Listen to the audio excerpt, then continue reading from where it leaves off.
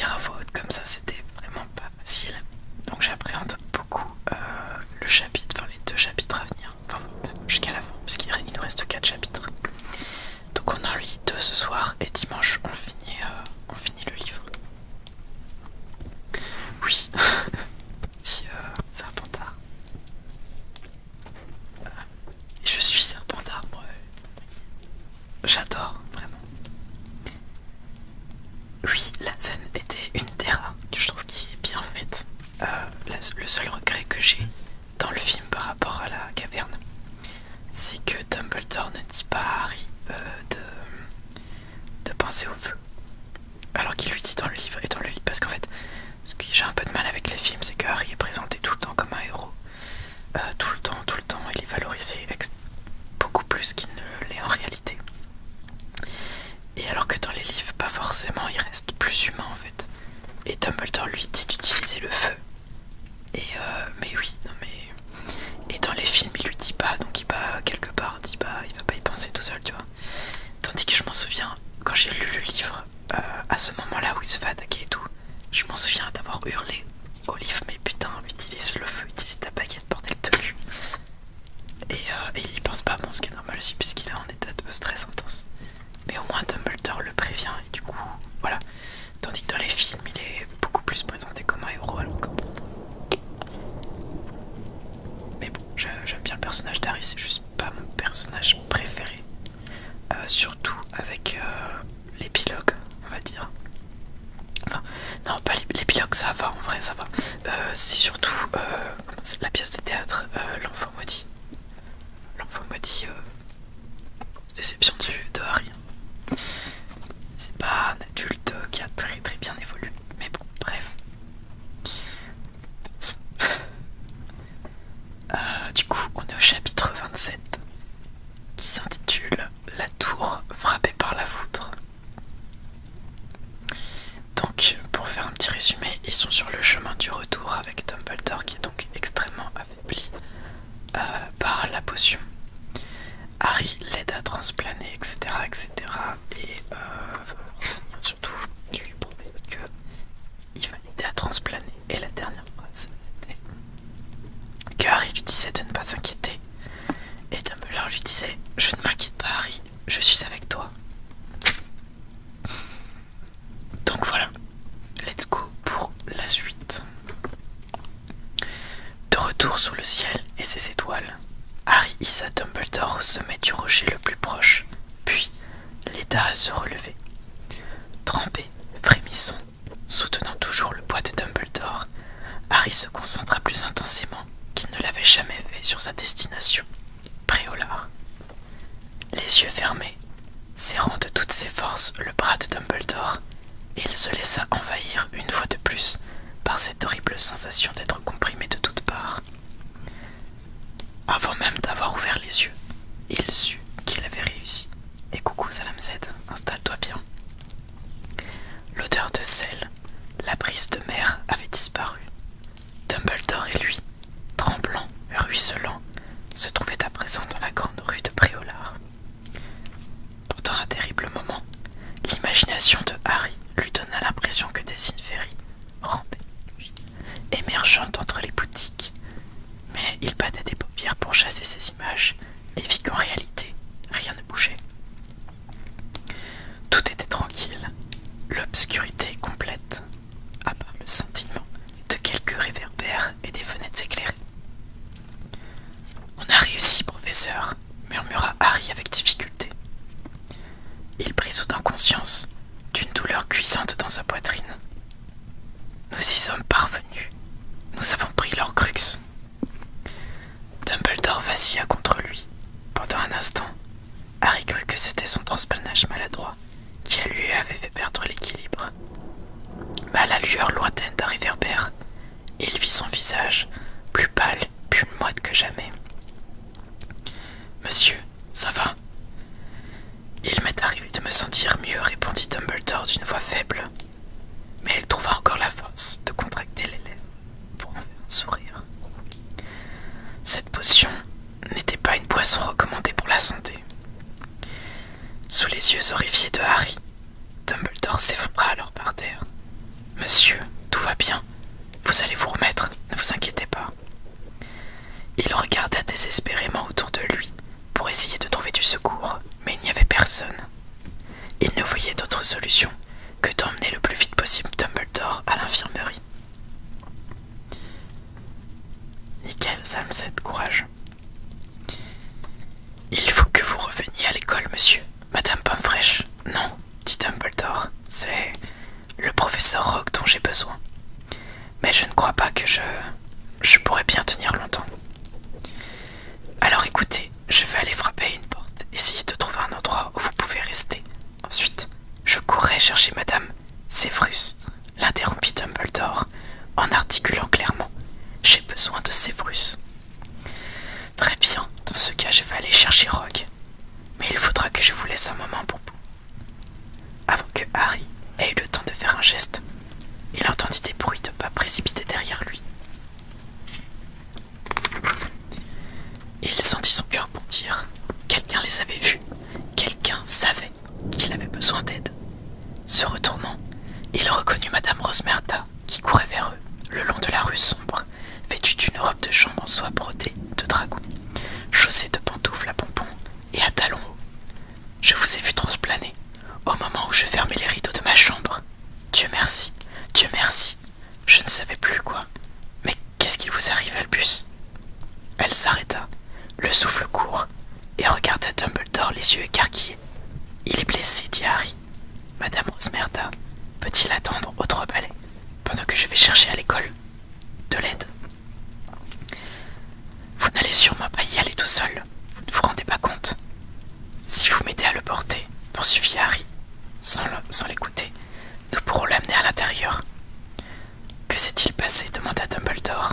Rosmerta, qu'y a-t-il? Là, la marque des ténèbres, Albus. Elle pointa le doigt vers le ciel en direction de Poudlard. En entendant ces mots, Harry tressaillit de terreur, et elle se retourna et regarda. Elle était là, en effet, flottant dans le ciel au-dessus de l'école, la tête de mort verte avec une langue de serpent, la marque que les Mangemorts laissaient derrière eux, chaque fois qu'ils avaient pénétré dans une maison, chaque fois qu'ils avaient commis un meurtre. Quand est-elle apparue? Interrogea Dumbledore. Harry sentit soudain sa main douloureuse se serrer sur son épaule, tandis qu'il s'efforçait de se relever. Il y a quelques minutes sans doute. Elle n'y était pas quand j'ai fait sortir le chat, mais quand je suis monté...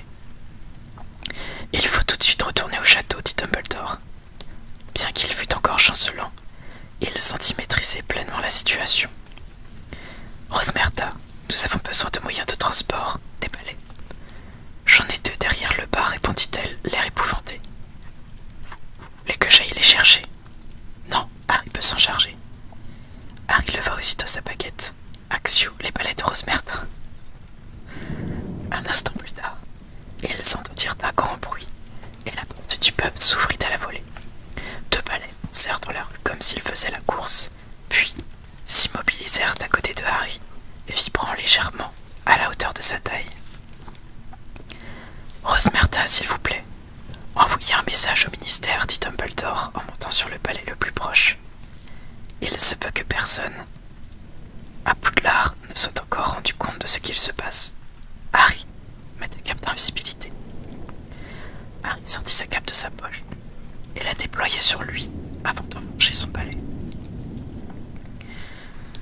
Madame Rosmerta retournait déjà vers son pub d'une démarche vacillante, tandis que Harry et Dumbledore décollaient et s'élevaient dans les airs. Filant vers le château, Harry jeta un regard rempli à Dumbledore, prêt à le rattraper si jamais il menaçait de tomber. Mais la vision de la marque des ténèbres semblait avoir agi sur lui, comme un stimulant. Il était penché sur le manche de son balai, les yeux braqués sur la marque. Ses longs cheveux et sa barbe argentée volaient dans l'air frais de la nuit. Contemplait également la tête de mort, la peur enflant en lui comme une bulle vénéneuse, comprimant ses poumons, chassant de son esprit toute autre préoccupation.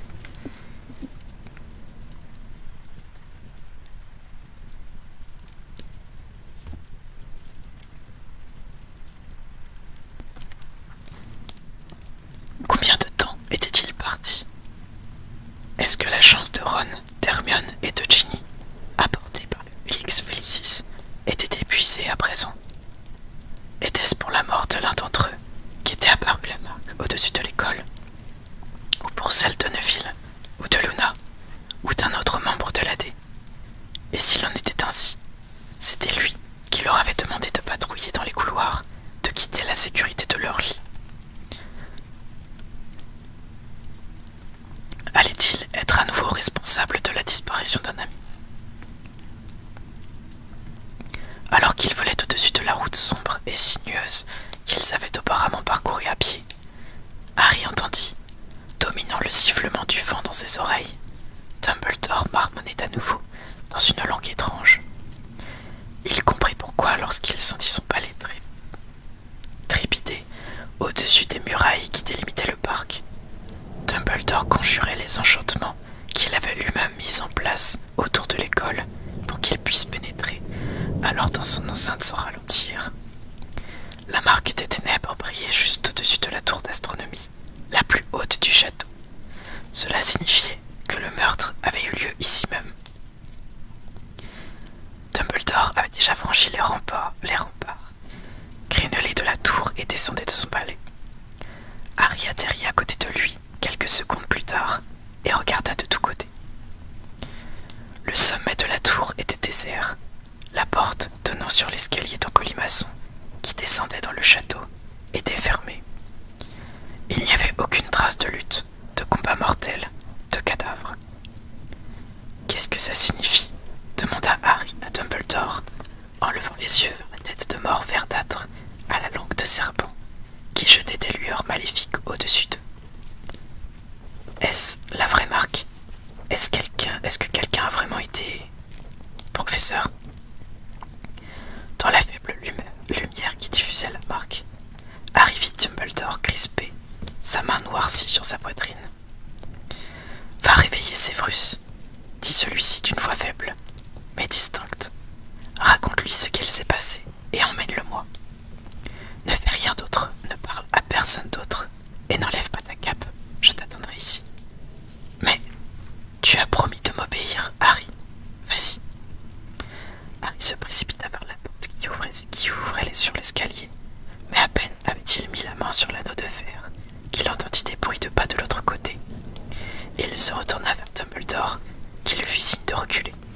Harry s'écarta, tirant sa baguette magique de sa poche. La porte s'ouvrit à la volée, et quelqu'un surgit en criant « Expelliarmus !» Le corps de Harry devint raide et figé, et il se sentit tomber en arrière contre le mur crénelé de la tour, appuyé contre la pierre comme une statue instable, incapable de bouger ou de parler. Il ne comprenait pas ce qui avait pu se produire. Expelliarmus n'était pas un sortilège de blocage. Mais à la lueur de la marque, il vit la baguette de Dumbledore s'envoler en décrivant un arc de cercle au-dessus des remparts. Il comprit alors. Dumbledore, sans prononcer d'incantation, avait immobilisé Harry, et l'instant nécessaire pour exécuter le sortilège lui avait donné toute chance de se défendre.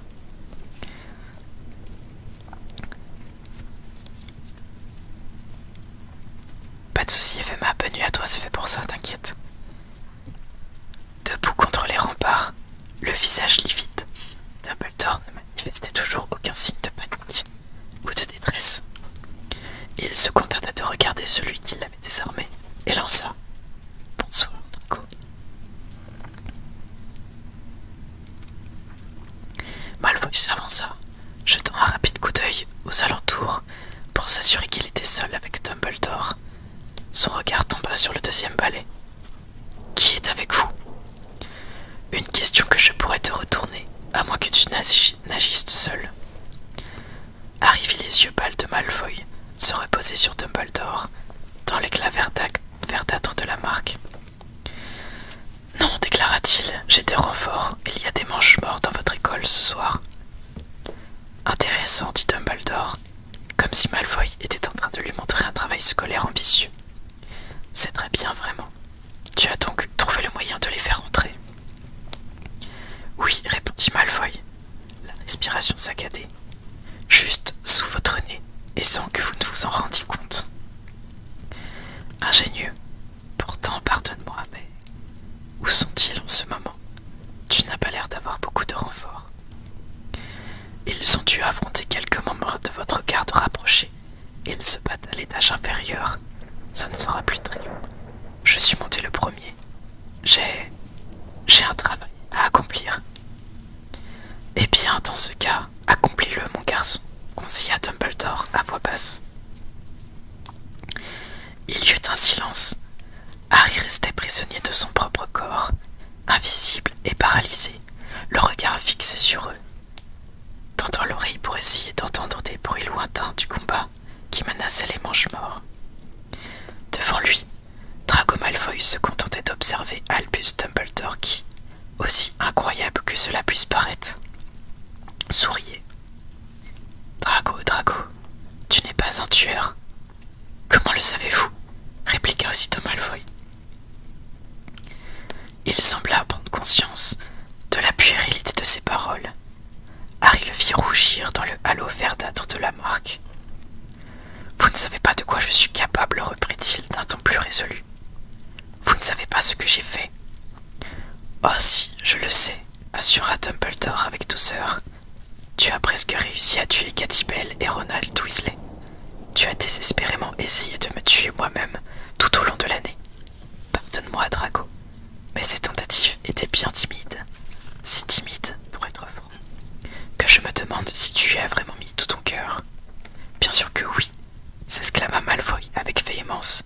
J'y ai travaillé toute l'année, et ce soir, quelque part dans les profondeurs du château, Harry entendait un cri étouffé.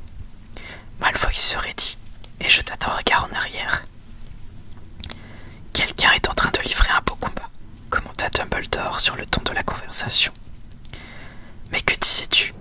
Ah oui, tu as réussi à introduire des Mangemorts dans l'école. Ce que j'estimais impossible, je dois l'admettre. Comment t'y es-tu pris? Mais Malfoy ne répondit pas. Il écoutait toujours ce qu'il se passait en dessous, et semblait presque aussi paralysé que Harry. Peut-être devrais-tu faire le travail tout seul, suggéra Dumbledore. Imagine que des renforts soient repoussés par ma garde rapprochée. Comme tu t'en es peut-être rendu compte, il y a aussi des membres de l'ordre du Phénix ce soir. Et finalement, tu n'as pas vraiment besoin d'aide. Je n'ai pas de baguette pour me défendre. Malfoy se contenta de regarder. Je comprends, dit Dumbledore d'un ton aimable, en voyant qu'il restait immobile et silencieux. Tu as peur d'agir tant qu'ils ne t'auront pas rejoint. Je n'ai pas peur, gromma Malfoy, sans faire cependant le moindre geste pour attaquer Dumbledore. C'est vous qui devriez avoir peur. Pourquoi donc? Je ne crois pas que tu vas me tuer, Draco. Tuer n'est pas aussi simple que le croient les innocents.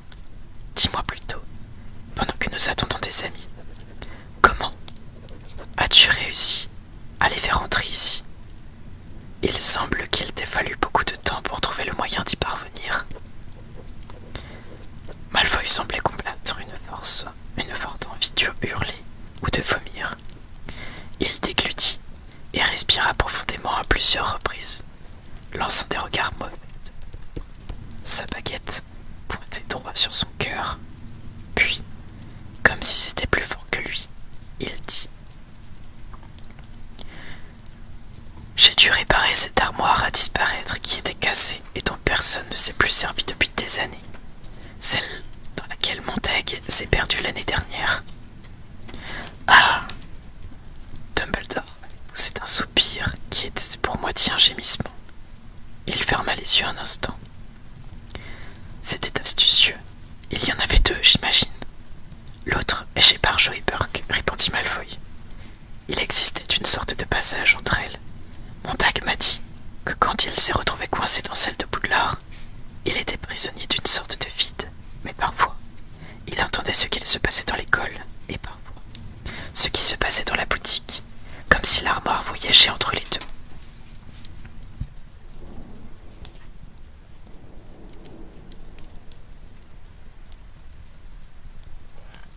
Lui, cependant, n'arrivait pas à se faire entendre de qui que ce soit. Finalement, il a réussi à sortir en transplanant, bien qu'il n'ait jamais passé son permis. Il a failli en mourir. Tout le monde a pensé que c'était une excellente histoire, mais j'ai été le seul à comprendre ce que cela signifiait. Même Barjo ne le savait pas.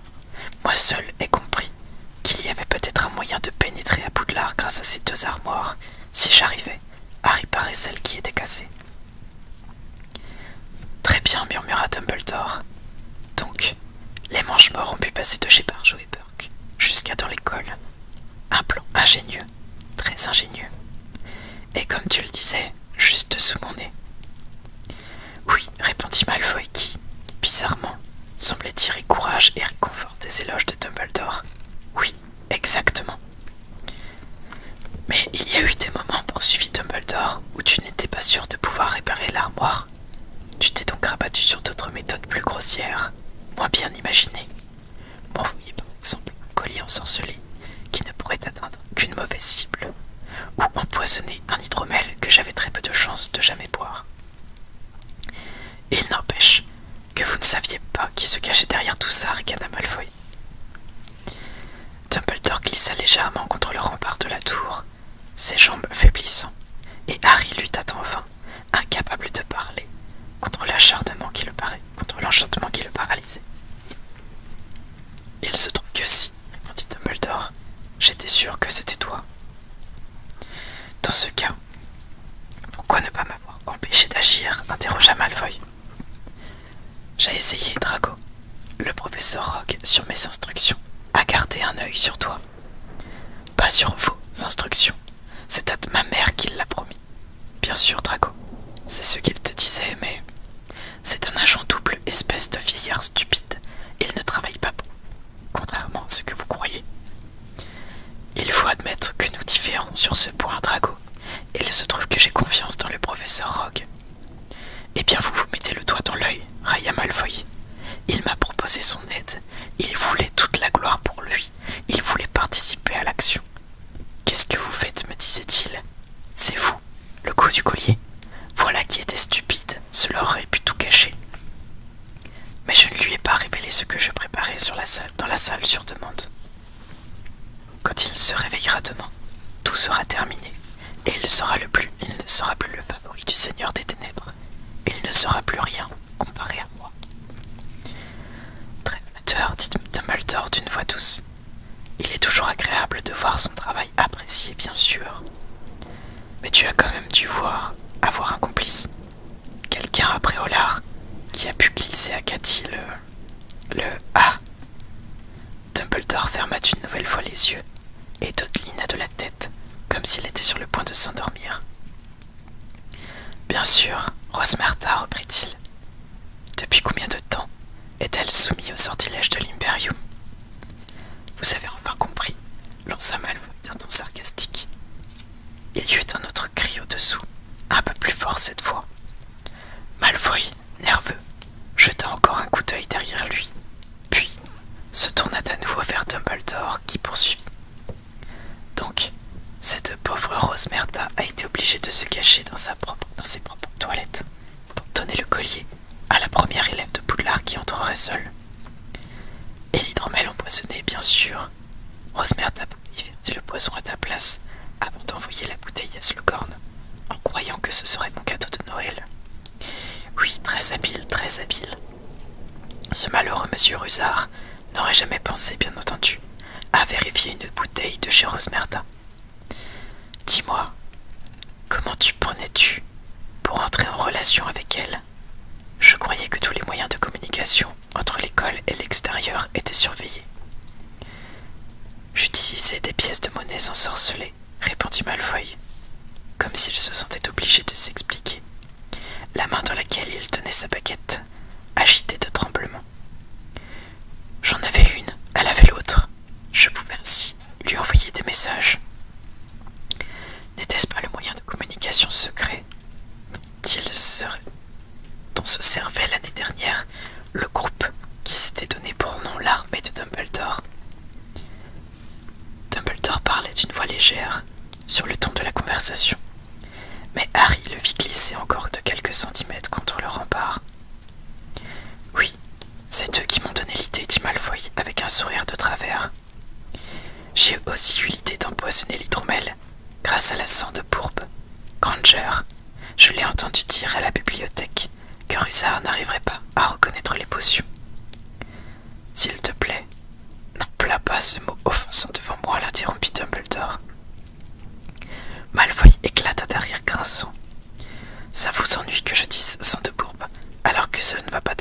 je ne vais pas tarder à vous tuer. Oui, ça m'ennuie, répliqua Dumbledore. Et Harry vit ses pieds glisser légèrement sur le sol, tandis qu'il s'efforçait de se maintenir debout. Quant à me tuer, Drago, tu as eu de longues minutes pour le faire. Nous sommes seuls. Jamais tu n'aurais pu espérer me trouver en si peu en état de me défendre, et pourtant tu n'as toujours pas agi. La bouche de Malfoy se tordit involontairement, comme s'il venait de goûter à quelque chose de très amer. En ce qui concerne les événements de ce soir, continua Dumbledore, je suis un peu perplexe. Tu savais que j'avais quitté l'école? Oui, bien sûr, se répondit-il à lui-même. Rosmerta m'a vu partir. Elle t'a sûrement prévenu, en utilisant des pièces de monnaie. Exactement, confirma Malfoy. Mais elle m'a dit que vous vouliez simplement boire un verre, que vous alliez revenir. J'ai bu un verre sans aucun doute. Et si je suis revenu, tant bien que mal, marmonna Dumbledore. Tu avais donc décidé de me tendre un piège. Nous avons fait apparaître la marque des ténèbres au-dessus de la tour, en sachant que vous vous dépêcheriez de venir voir qui avait été tué, dit Malfoy. Et ça a marché. Plus ou moins, répliqua Dumbledore. Dois-je en conclure que personne n'a été tué? Quelqu'un est mort, annonça Malfoy, d'une voix qui sembla monter d'un octave. Un de vos alliés. Je ne sais pas qui. Il faisait sombre. J'ai enjambé le corps. J'étais censé attendre ici votre retour. Mais les gens du Phénix se sont mis au travers du chemin. Oui, ils font souvent ça, remarqua Dumbledore. Il y eut au-dessous une détonation et des cris plus sonores que jamais, comme si on se battait dans l'escalier en colimaçon qui montait au sommet de la tour. Le cœur de Harry se mit à battre à toute trompe, silencieusement dans sa poitrine, invisible. Quelqu'un était mort.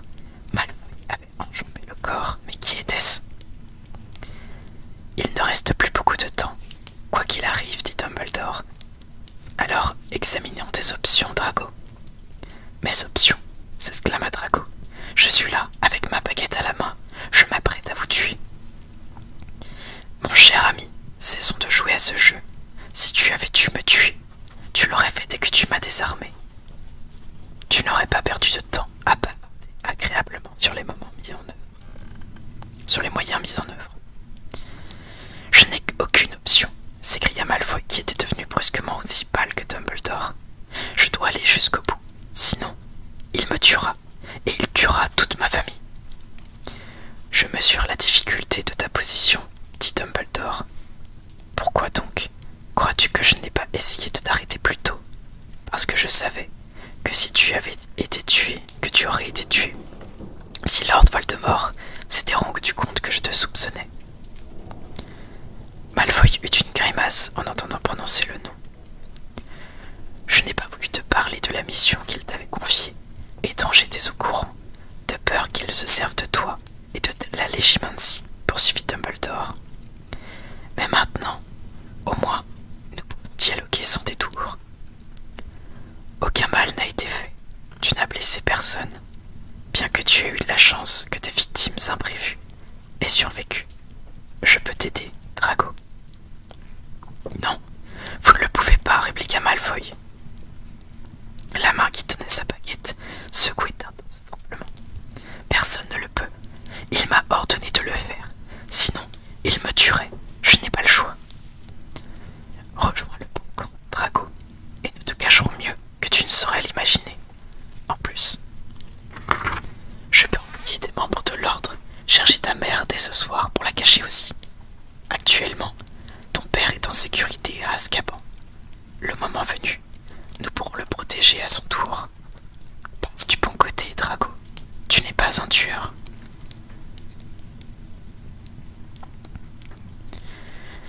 Malfoy regarda Dumbledore dans les yeux. Je suis arrivé jusqu'ici, non, dit-il lentement. Il pensait que je ne sortirais pas vivant de ma tentative. Mais je suis là. Et vous êtes en mon pouvoir. C'est moi qui ai une baguette à la main. Vous êtes à ma merci.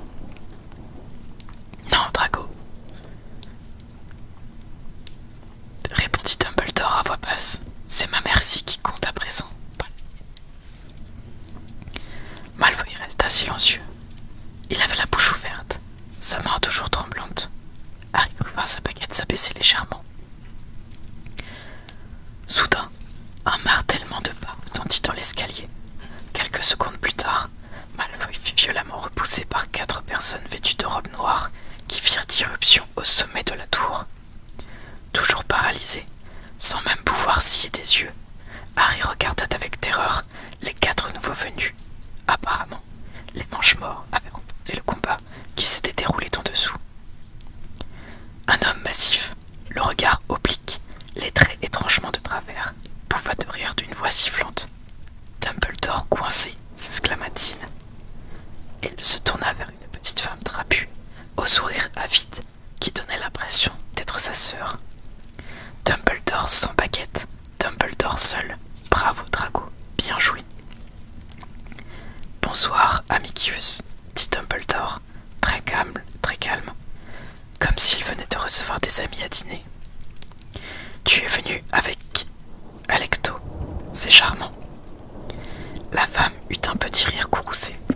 « Tu crois que tes fines plaisanteries vont t'aider sur ton lit de mort, cana-t-elle. »« Des plaisanteries?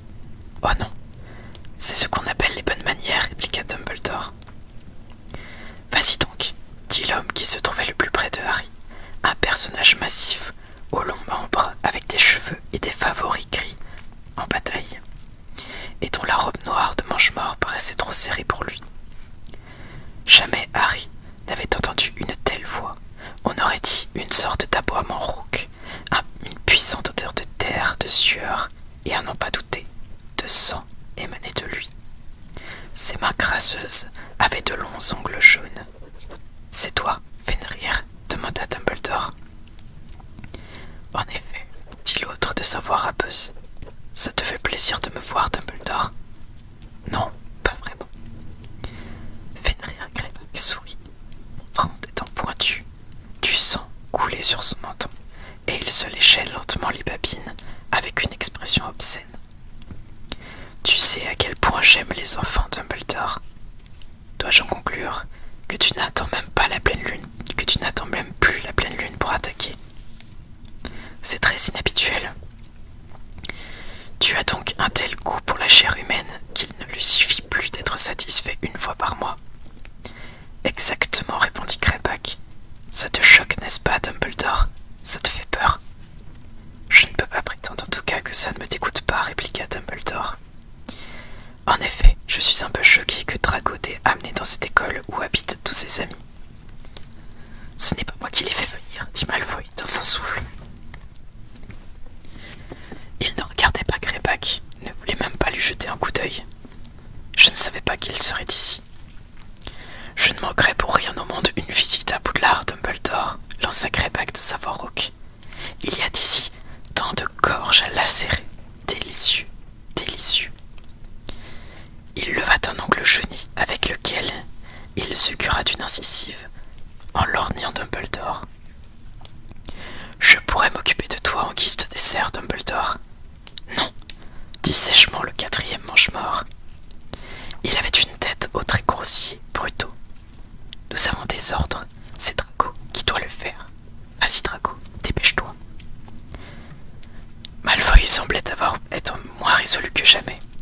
Il avait l'air terrifié en regardant Dumbledore, dont le visage encore plus pâle n'était pas de la même hauteur que d'habitude, car il s'affaissait de plus en plus contre le rempart de la tour. En tout cas, il n'en a plus pour très longtemps, si vous voulez mon avis, dit l'homme au visage de travers, provoquant le rire sifflant de sa sœur. Regardez-le. Qu'est-ce qui t'arrive, Dumby? Oh, une moindre résistance, des réflexes plus lents, Amicus, répondit Dumbledore.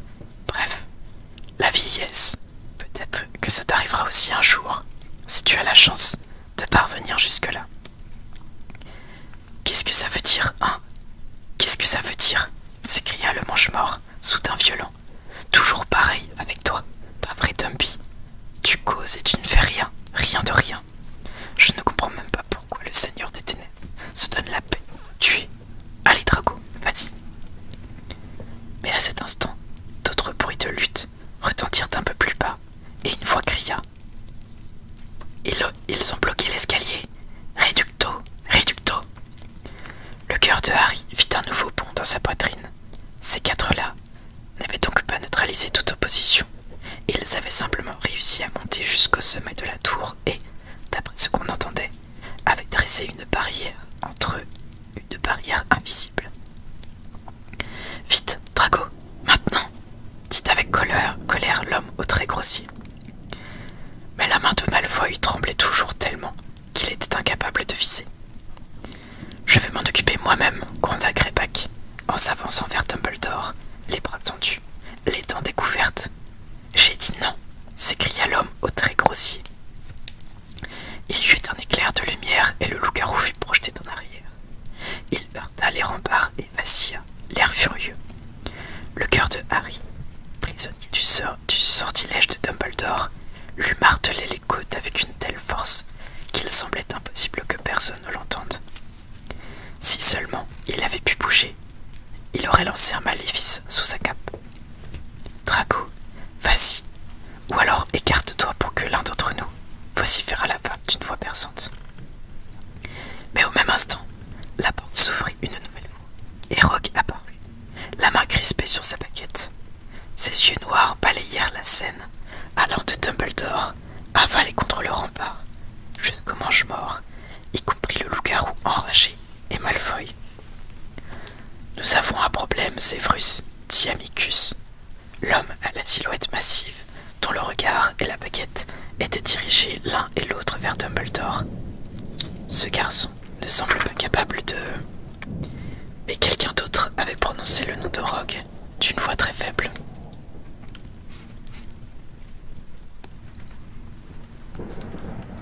Severus.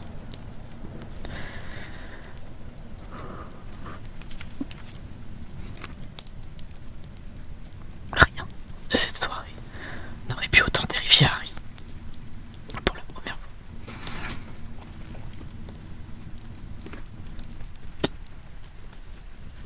Pour la première fois, Dumbledore avait un ton suppliant. Rogue resta silencieux. Il s'avança et repoussa brutalement Malfoy.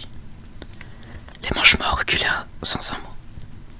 Même le loup-garou paraissait intimidé. Rogue observa Dumbledore un moment, où l'on voyait la répugnance, la haine creuser ses traits rudes de son visage. Severus, s'il vous plaît.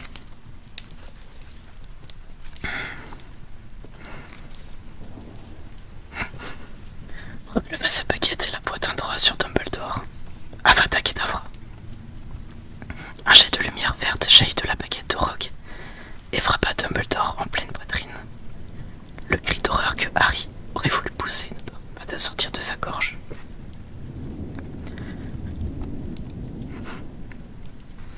Silencieux et immobile, il ne put que regarder Dumbledore qui fut projeté dans les airs, comme par une explosion. Pendant une fraction de seconde, il sembla suspendu sur la tête de mort étincelante, puis retomba lentement en arrière par-dessus les remparts, telle une grosse poupée de chiffon, avant de disparaître dans le vide. On a fini le chapitre 27. Je reviens, je fais une petite pause. Et dernier chapitre de la soirée après, ce sera la fuite du prince.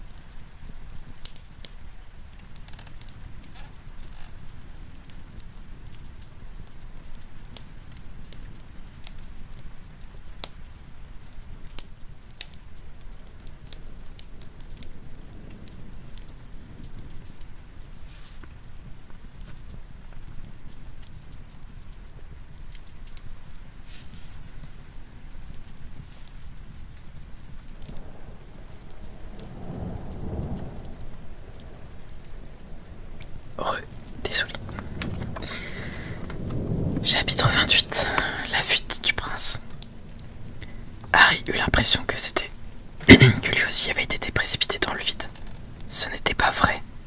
Il n'avait pas pu arriver une chose pareille. Vite, filons d'ici, dit Rogue. Il attrapa Malfoy par la peau du cou et l'obligea à franchir la porte en passant devant les autres. Greyback, ainsi que l'homme à la silhouette massive et sa sœur trapue, les suivirent, ces deux derniers, haletants d'excitation. Lorsqu'ils furent hors de vue, Harry s'aperçut qu'il avait retrouvé sa liberté de mouvement. Cette fois, ce n'était plus un sortilège qui le paralysait, dos au mur, mais l'horreur et le désarroi. Il rejeta sa cape d'invisibilité au moment où le dernier mange-mort, l'homme au trait grossier, franchit la porte et disparaissait dans l'escalier. Petrificus Totalus. Le mange-mort se cambra comme s'il avait reçu un coup dans le dos et tomba à terre, raide comme une figure de cire. Mais à peine avait-il touché le sol que Harry l'enjambait déjà et dévalait l'escalier obscur. Il sentait son cœur déchiré d'effroi. Il devait retrouver Dumbledore et rattraper Rogue. D'une certaine manière, les deux choses étaient liées. S'il parvenait à faire l'une et l'autre, il pourrait inverser le cours des événements. Il était impossible que Dumbledore soit mort. Il sauta d'un bond les 10 dernières marches de l'escalier en colimaçon et s'immobilisa à l'endroit où il avait atterri, sa baguette levée. Le couloir faiblement éclairé était envahi de poussière. La moitié du plafond semblait s'être effondrée et un combat faisait rage un peu plus loin. Mais alors qu'il essayait de distinguer les adversaires, il entendit la voix haïe s'écrier « C'est fini, il faut partir maintenant !» Et il vit Rogue disparaître à l'angle d'un mur, tout au bout du couloir. Malfoy et lui avaient réussi à traverser la bataille indemne. Lorsque Harry se lança à leur poursuite, l'un des combattants se détacha de la mêlée et se rua sur lui. C'était Greyback, le loup-garou. Il renversa Harry avant que celui-ci ait pu brandir sa baguette. Il tomba en arrière, ses cheveux répugnants, collés contre son visage, une odeur pestilentielle de sueur et de sang, le prenant à la gorge, un souffle brûlant et avide dans son cou. Petrificus Totalus. Harry sentit Greyback s'effondrer sur lui. Dans un prodigieux effort, il repoussa le loup-garou qui roula sur le sol. Un jet de lumière verte jaillit alors dans sa direction. Il se baissa et se précipita tête la première au cœur de la bataille. Ses pieds se posèrent sur quelque chose de glissant, de poisseux, et il trébucha. Il y avait 2 corps par terre, allongés à plat ventre, dans une mare de sang, mais il n'avait pas le temps de regarder de plus près, car il venait d'apercevoir devant lui des cheveux roux qui voletaient comme des flammes. Ginny affrontait Amicus, le mange-mort à la silhouette massive, esquivant les maléfices qui lui jetaient en rafale. Amicus gloussait de rire, trouvant le jeu très amusant. Andoloris, tu ne pourras pas toujours danser comme ça, ma jolie. Impedimenta, s'écria Harry. Son sortilège atteignit Amicus en pleine poitrine. Il poussa un petit cri de gorée, fut soulevé par le choc et violemment projeté contre le mur opposé. Glissant par derrière Ron, le professeur McGonagall et Lupin, qui combattaient chacun un mange-mort. Plus loin, Harry vit Tonks aux prises avec un énorme sorcier blond. Celui-ci envoyait de tous côtés des maléfices qui ricochaient contre les murs, craquelant les pierres, fracassant la fenêtre la plus proche. « Harry, d'où viens-tu » s'écria Ginny, mais il n'eut pas le temps de lui répondre. La tête baissée, il fonça droit devant, évitant de justesse une explosion qui projeta sur eux une pluie de débris arrachés au mur. Il ne fallait pas que Rogue s'échappe, il devait à tout prix le rattraper. « Prends ça » s'écria le professeur McGonagall. Harry aperçut Alecto, la femme mange-mort qui s'enfuyait dans le couloir, les bras au-dessus de sa tête, son frère sur ses talons. Harry se rua à leur poursuite, mais son pied heurta quelque chose, et il se retrouva étalé de tout son long, à travers des jambes de quelqu'un. Il tourna la tête et distingua le visage rond et pâle de Neville contre le sol. « Neville, qu'est-ce que... » « Ça va, marmonna Neville, les mains crispées sur son ventre. Harry, Rogue et Malfoy sont passés. Je sais, j'essaye de les rattraper, dit Harry, toujours par terre. lançant un maléfice à l'énorme mange-mort blond, qui était à lui seul le responsable du principal chaos. L'homme poussa un hurlement de douleur lorsque le maléfice l'atteignit en pleine tête. Il pivota, chancela, puis s'enfuit à toutes jambes derrière le frère et la sœur.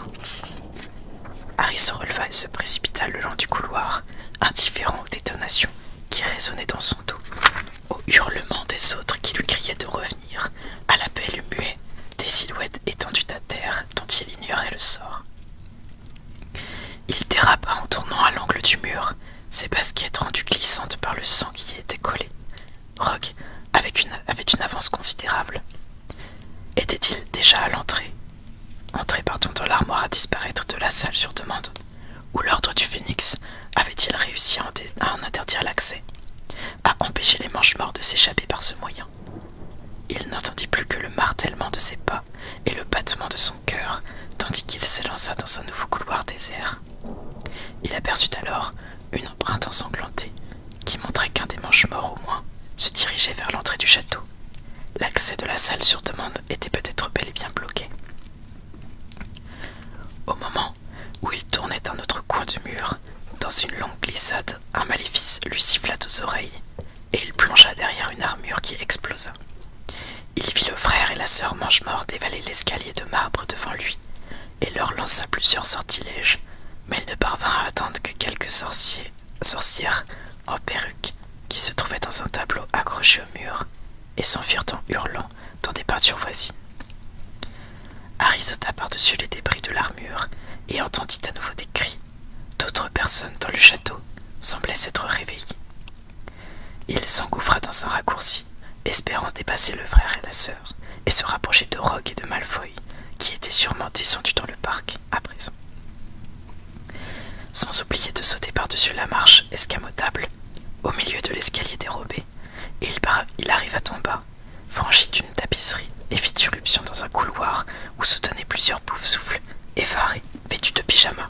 « Harry, nous avons entendu du bruit, et quelqu'un a parlé de la marque des ténèbres, commença Ernie Macmillan. « Dégagez !» hurla Harry, en repoussant brutalement de ses lèvres. Il se précipita vers le palier et descendit le reste des escaliers de marbre. Les portes de chêne avaient été forcées. On voyait des traces de sang sur le sol, et des élèves terrifiés s'étaient blottis contre les murs, un ou deux d'entre eux se protégeant le visage de leurs bras. Le sablier géant de Gryffondor avait été fracassé par un sortilège, et les rubis qu'il contenait ruisselaient sur les dalles dans un tintement sonore. Harry traversa le hall à toutes jambes et sortit dans le parc. Il distingua alors 3 silhouettes qui couraient sur la pelouse en direction du portail, au-delà duquel on pouvait transplaner. Il reconnut le gigantesque mange-mort blond, et un peu plus loin devant lui, Rogue et Malfoy. L'air froid de la nuit lui déchira les poumons tandis qu'il bondissait à leur poursuite, et il aperçut au loin un éclair de lumière qui dessina brièvement les contours des fugitifs. Il ne savait pas ce qui l'avait provoqué, mais il continua à courir, attendant d'être plus près d'eux pour lancer un maléfice. Un autre éclair, des cris, des jets de lumière en riposte, et Harry comprit. Hagrid avait surgi de sa cabane et tentait d'empêcher les mange-morts de fuir. Malgré la sensation que chaque respiration lui lacérait les poumons, malgré le point de côté qui lui brûlait comme une flamme, Harry continua de courir, une voix répétant dans sa tête « Pas Hagrid aussi !»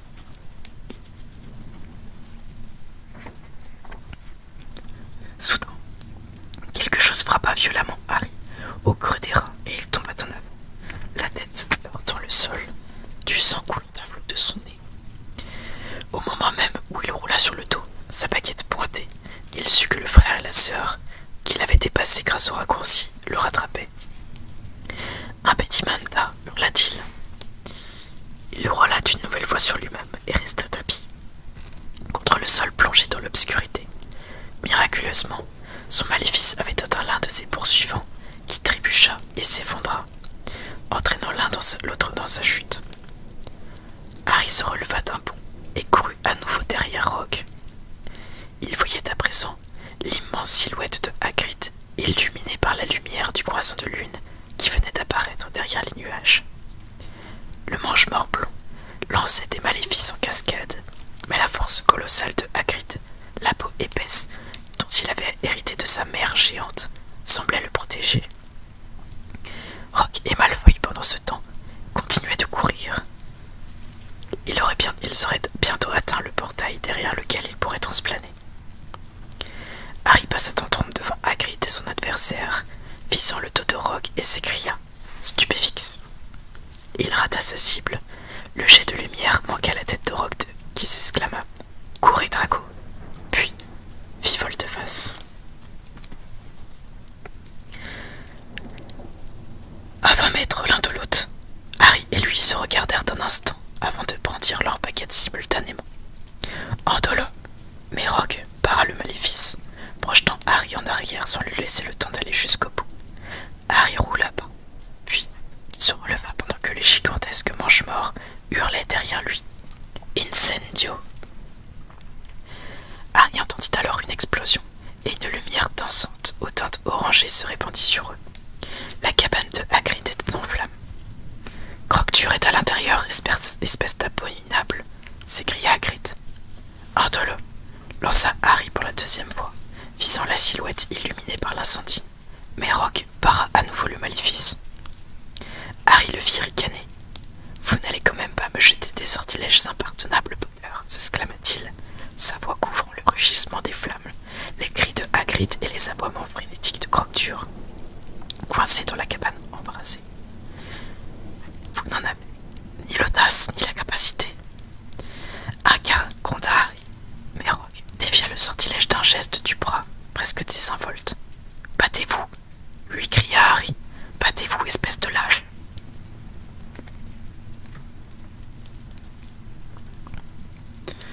Vous m'avez traité de lâche, Potter, hurla Rogue. Lorsque votre père m'attaquait, c'était toujours à 4 contre 1. Alors je me demande comment vous l'appeliez, lui. Stupé, paré, encore et toujours jusqu'à ce que vous appreniez à vous taire et à fermer votre esprit, Potter, railla Rogue, en déviant une nouvelle fois le sortilège. Et toi maintenant, viens, cria-t-il au gigantesque mange-mort qui se trouvait derrière Harry. Il est temps de partir d'ici avant que les gens du ministère arrivent. Impétit, mais avant qu'il ait fini de prononcer la formule, Harry ressentit une effroyable douleur et bascula dans l'herbe. Quelqu'un hurlait, et il ne pouvait certainement pas survivre à une telle souffrance. Rogue allait le torturer jusqu'à ce qu'il en meure ou en devienne fou. « Non !» rugit la voix de Rogue, et la douleur cessa aussi soudainement qu'elle était apparue. Harry était recroquevillé dans l'herbe sombre, haletant, la main crispée sur sa baguette. Quelque part au-dessus de lui, Rogue s'exclama. « Vous avez oublié les ordres. Potter appartient au Seigneur des Ténèbres. Nous devons le lui laisser. Allez-vous-en, filez !» Harry sentit le sol trépider contre ses joues, tandis que le frère et la sœur, ainsi que le gigantesque mange-mort, obéissaient, courant vers le portail. Harry poussa un cri de rage inarticulé. En cet instant, il ne lui importait plus de vivre ou de mourir. Se relevant péniblement, il s'avança à l'aveuglette, la démarche chancelante en direction de Rogue, l'homme qu'il haïssait autant à présent qu'il haïssait Voldemort. « C'est que tout !» Rogue agita sa baguette, et le maléfice fut à nouveau repoussé. Mais Harry n'était plus qu'à quelques mètres de lui maintenant, et il voyait enfin distinctement la tête de Rogue. Rogue ne ricanait plus, ne se moquait plus. Les flammes écarlates révélaient un visage plein de fureur. Rassemblant tout son pouvoir de concentration, Harry pensa « Lévi, non, Potter !» s'écria Rogue. Il y eut un bond retentissant, et Harry fut violemment précipité en arrière, tombant à nouveau sur le sol. Cette fois, sa baguette lui sauta des mains. Il entendit Hagrid vociférer, et Crocture hurler à la mort pendant que Rogue s'approchait de lui et le regardait de toute sa hauteur. Harry était étendu par terre, sans baguette, sans défense, comme Dumbledore l'avait été lui-même. Le visage blafard de Rogue, illuminé par la cabane, était peigné de la même haine qu'il avait laissé paraître avant de foudroyer Dumbledore. « Vous osez m'attaquer avec mes propres sortilèges, Potter ?» C'est moi qui les ai inventés. Moi, le prince de sang mêlé. Et vous voudriez... Et vous voudriez retourner mes inventions contre moi, comme votre ignoble père, n'est-ce pas? Je ne crois pas que vous y arriviez, non. Harry avait plongé vers sa baguette, mais Rogue lança un maléfice, et elle fut expédiée quelques mètres plus loin, hors de vue dans l'obscurité. Alors tuez-moi, dit Harry, la voix haletante. Il n'éprouvait aucune peur, simplement de la rage et du mépris. Tuez-moi, comme vous l'avez tué lui, espèce de lâche. Ne me traitez pas de lâche, hurla Rogue. Son visage était devenu soudain dément, inhumain, comme s'il éprouvait la même douleur que le chien jappant, gémissant, coincé dans la cabane en feu de Hagrid. Rogue fendit l'air de sa baguette, et Harry sentit quelque chose de brûlant, comme un fouet chauffé à blanc, lui frapper le visage en le plaquant brutalement contre le sol. Des taches de lumière explosèrent devant ses yeux, et pendant un moment, il lui sembla impossible de reprendre son souffle. Puis, il entendit au-dessus de lui un bruissement d'ailes et vit une forme gigantesque obscurcir les étoiles. Puck avait fondu sur Rogue, qui reculait en chancelant sous les serres aiguisées comme des rasoirs qui essayaient de le lacérer. Lorsque Harry se redressa, assis dans l'herbe, la tête tournant encore après son dernier choc, il vit Rogue s'enfuir à toutes jambes, l'énorme bête battant des ailes derrière lui et hurlant comme jamais Harry ne l'avait entendu hurler. Il se releva tant bien que mal et regarda autour, hébété à la recherche de sa baguette, espérant pouvoir reprendre la poursuite. Mais lorsque ses doigts tâtonnèrent dans l'herbe, écartant des brindilles, il sut qu'il serait trop tard. En effet, quand il eut enfin remis la main sur sa baguette magique, il se retourna et vit l'hippogriffe voler en cercle au-dessus du portail. Rogue avait réussi à transplaner, juste derrière l'enceinte de l'école. Hagrid, marmonna Harry, encore étourdi, lançant des regards de tous côtés. Hagrid! Il s'avança vers la maison d'un pas vacillant et aperçut une immense silhouette qui émergeait des flammes.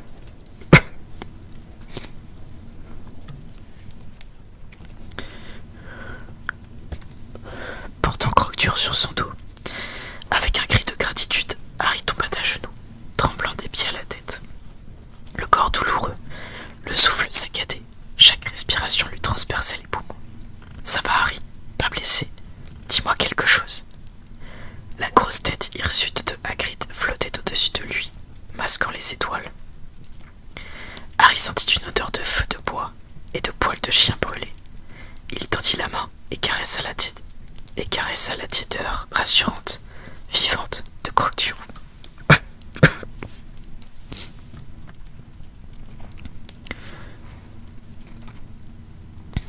Ça va bien, répondit Harry. Et vous? Bien sûr que oui. Il en faut plus que ça pour m'avoir. Hagrid prit Harry par le bras et le souleva avec une telle force que ses pieds quittèrent le sol un instant avant de se remettre debout.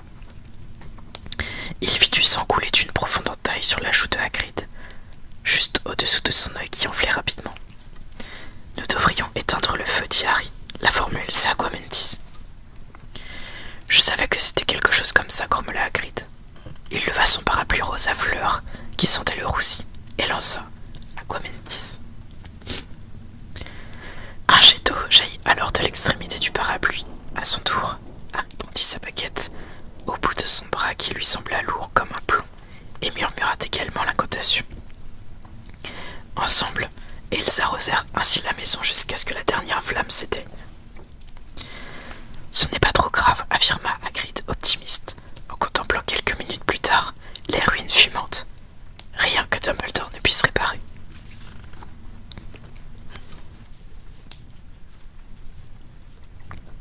Lorsqu'il entendit prononcer le nom, Harry éprouva une douleur déchirante au creux de l'estomac. Dans le silence et l'immobilité, il sentit l'horreur monter en lui. Hagrid, j'étais en train d'attacher les pattes de deux Portrux quand je les ai entendus arriver, dit Hagrid avec tristesse, les yeux toujours fixés sur sa cabane dévastée. Ils ont dû être réduits en cendres, les malheureux. Hagrid, qu'est-ce qu'il s'est passé, Harry? J'ai simplement vu que ces mange-morts qui sortaient du château en courant. Mais qu'est-ce que Rogue pouvait bien fabriquer avec eux? Où est-il passé? Il les poursuivait. Il... Harry s'éclaircit la gorge, desséché par la fumée et la panique. Hagrid, il l'a tué. Tué, s'exclama Hagrid en le regardant, pardon, avec des yeux ronds. Rogue a tué. Qu'est-ce que tu racontes? Dumbledore, acheva Harry. Rogue a tué Dumbledore.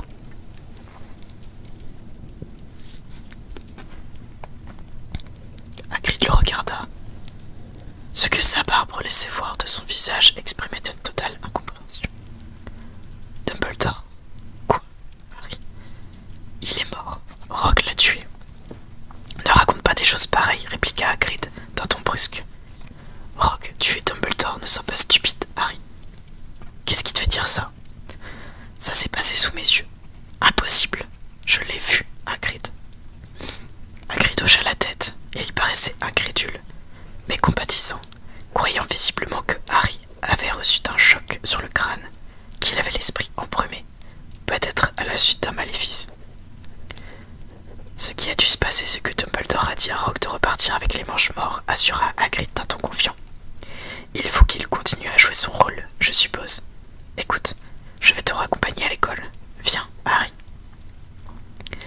Harry n'essaya pas de discuter ni d'expliquer. Il était toujours secoué de tremblements incontrôlables. Hagrid découvrirait la vérité bien assez tôt, beaucoup trop tôt. Quand ils repartirent vers le château, Harry vit qu'un grand nombre de fenêtres étaient allumées à présent. Il imaginait facilement ce qu'il se passait à l'intérieur. Les élèves, allant de salle en salle, se racontant que des mange-morts étaient entrés, que la marque brillait au-dessus de Poudlard, que quelqu'un avait dû être tué.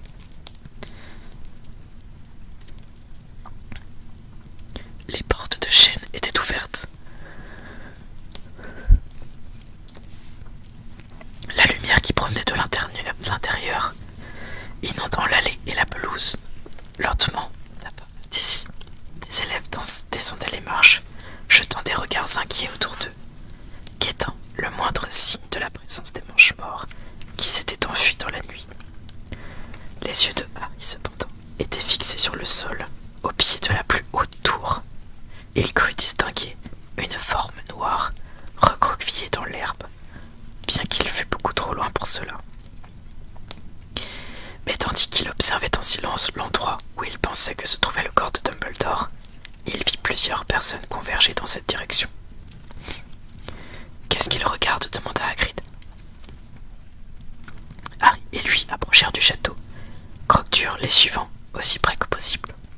« Qui est-ce qui t'a allongé dans l'herbe » ajouta brusquement Hagrid. Il se hâtait à présent vers la tour d'astronomie, au bas de laquelle un groupe s'était formé. « Tu as vu, Harry, juste au pied de la tour, sous la marque. Mon Dieu, tu crois que quelqu'un a été jeté de... » Hagrid se tut. Cette pensée lui paraissait trop horrible pour être exprimée à haute voix. Harry marchait à côté de lui, ressentant des élancements et des douleurs sur le visage et les jambes, là où l'avait atteint des maléfices lancés au cours de la dernière demi-heure.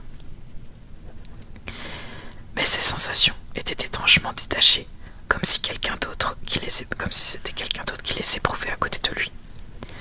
Ce qui était bien réel, en revanche, ce à quoi il ne pouvait échapper, c'était l'horrible sentiment d'oppression qui lui serrait la poitrine. Hagrid et lui traversèrent comme dans un rêve la foule murmurante et parvinrent au premier rang, à l'endroit où des élèves et professeurs muets de stupéfaction avaient laissé un espace libre. Harry entendit Hagrid gémir sous le choc et la douleur, mais il ne s'arrêta pas.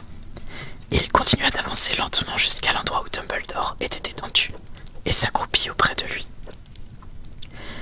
Harry avait su qu'il n'y avait plus d'espoir dès le moment où il s'était retrouvé libéré du sortilège du saucisson auquel Dumbledore l'avait soumis.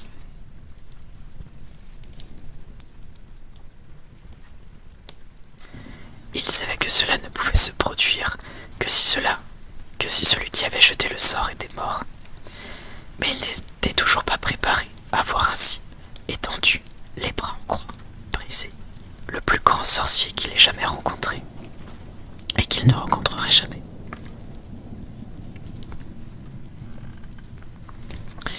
Les yeux de Dumbledore étaient clos. Si ses bras et ses jambes n'avaient pas formé un angle étrange, on aurait pu croire qu'il dormait. Harry tendit la main, rajustant ses lunettes en demi-lune sur le nez aquilin, et essuya avec sa propre manche un filet de sang qui coulait de sa bouche. Puis, il baissa les yeux vers le visage ridé du vieux sage et essaya d'assimiler cette vérité monstrueuse et incompréhensible. Jamais plus, Dumbledore ne lui parlerait. Jamais plus il ne pourrait lui venir en aide. La foule murmurait derrière. Au bout d'un moment, il se rendit compte qu'il s'était agenouillé sur quelque chose de dur et regarda ce que c'était. Le médaillon, dont il avait réussi à s'emparer plusieurs heures auparavant, était tombé de la poche de Dumbledore. Il s'était ouvert, sans doute sous la violence du choc. Bien qu'il fût incapable d'éprouver davantage de douleur, d'horreur, de tristesse qu'il ne ressentait déjà, Harry sut, en le ramassant, qu'il y avait quelque chose d'anormal. Il retourna le médaillon entre ses mains. Il n'était pas aussi grand que celui qu'il avait vu dans la piscine. Aucun signe n'était gravé dessus, et sinon on ne voyait pas le S ornementé, qui était censé être la marque de Serpentard. Par surcroît, il n'y avait rien à l'intérieur, à part un morceau de parchemin plié, glissé à l'endroit où aurait dû se trouver un portrait. Machinalement, sans vraiment penser à ce qu'il faisait, Harry ôta le morceau de parchemin, le déplia et le lut à la lumière de nombreuses baguettes magiques qui s'étaient allumées autour de lui. Ô Seigneur des Ténèbres, je sais que je ne serai plus de ce monde bien avant que vous lisiez ceci, mais je veux que vous sachiez que c'est moi qui ai découvert votre secret. J'ai volé le véritable Horcrux et j'ai l'intention de le détruire dès que je le pourrai. J'affronte la mort dans l'espoir que lorsque vous rencontrerez un adversaire de votre taille, vous serez redevenu mortel. Pardon.